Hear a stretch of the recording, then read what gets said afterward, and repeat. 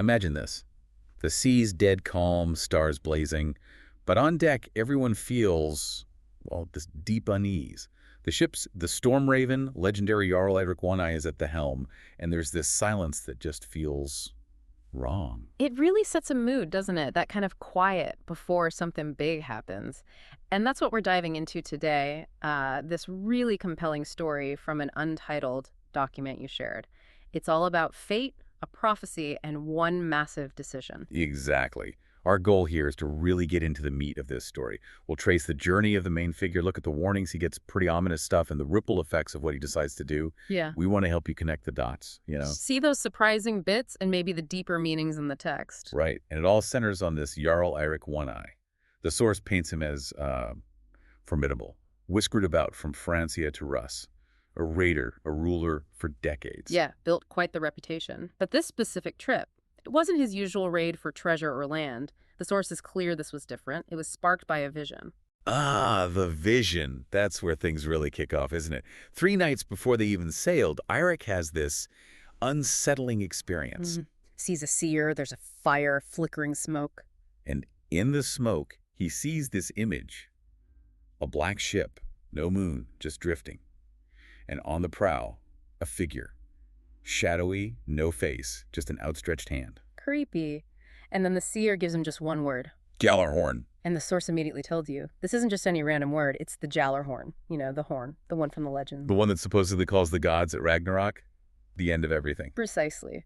So right away you realize Eirik isn't just chasing some vague vision. He's potentially on a path that could, well, decide the fate of the world. It raises the stakes immensely. It absolutely does, which makes what happens next even more tense.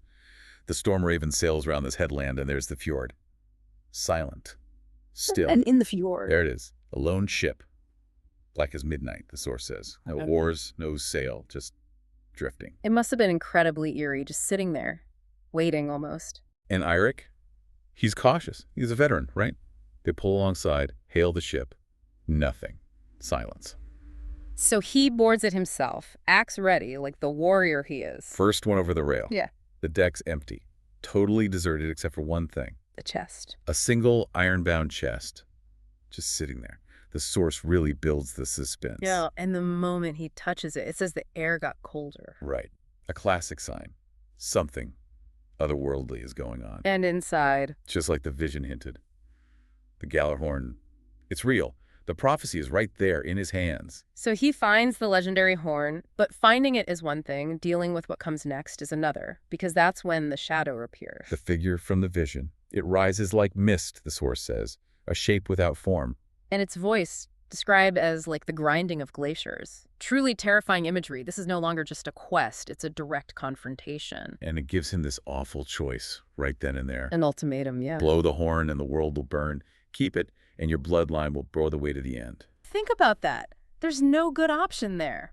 Burn everything now, or curse your descendants with, well, with the end times hanging over them.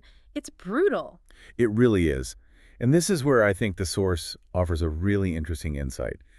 Eirik's power isn't in grabbing the horn, it's in what he does next.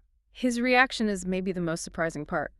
The text says he hesitated, but only for a moment. Then no words, nothing. He just acts. He throws the horn, hurls it straight into the fjord. Doesn't try to figure it out, doesn't try to control it. He just rejects it. Completely. An incredible act of letting go, really. Which might have changed everything, because the reaction is instantaneous. His shadow just vanishes, gone. And the sea starts moving again, almost like it sighs in relief, waking from a long sleep, as the source puts it. It's like the whole world was holding its breath, waiting for his decision, and his choice, that rejection, releases the tension. But it leaves a mark on Eirik, doesn't it? This wasn't just some adventure he walked away from. Not at all. The men who sailed with him, they noticed a change. It says his one eye was darker that night, as though it had seen something no man should. Wow.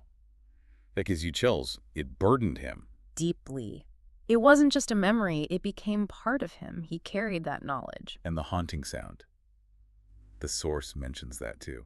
Yes, for the rest of his life, whenever the wind blew from the north, he heard it.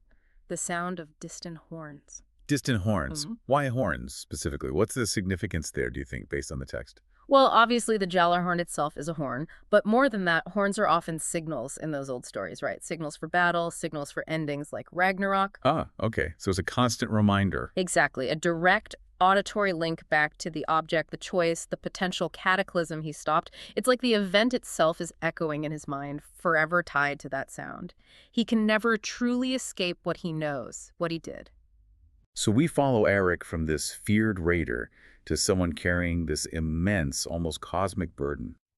And his decision, made in an instant on that strange ship, might have saved the world as described in the prophecies. It really shows that sometimes the biggest moments, the most defining acts, aren't about charging into battle, but about choosing not to act, choosing to refuse a certain kind of power, sacrifice, and refusal. It really makes you think, though. Imagine carrying that weight, knowing about the end, having held the trigger, so to speak. What does that tell you about responsibility, about power? And how choices can ripple out in ways we can't even imagine. It's kind of staggering to consider. And it leaves you wondering, what if he hadn't thrown it?